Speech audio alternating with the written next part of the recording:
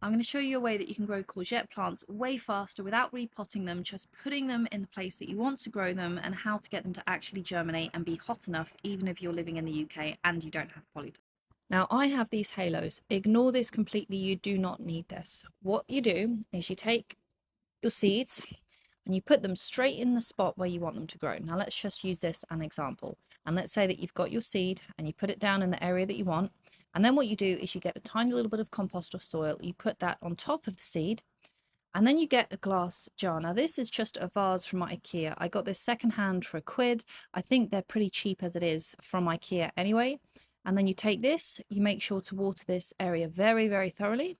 And then you take your cloche and you pop it on top and you leave it. And every time that you want to water it, you leave this in place, you water around it. There'll be enough water being able to seep through into the soil and still keeping that area moist.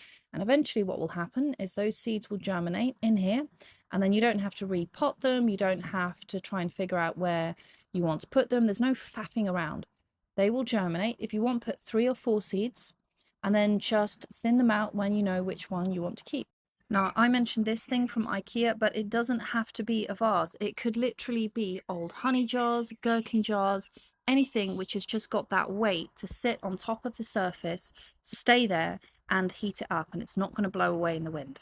That will create a really nice greenhouse effect. It means that you don't have to bother with potting it on, anything like that, making sure that you have to be very careful with the amount of watering, because you can just pour a watering can over the whole area. That jar is going to protect it from getting too wet, and it will still stay nice and moist inside, and it just eliminates a lot of the faff with growing this particular plant. You could also do it with other plants. You could do it with tomatoes, you could do it with squash. Those are the 3 that I've done it with. But anything that really needs heat in order to germinate, this is a really good trick which saves you a lot of time.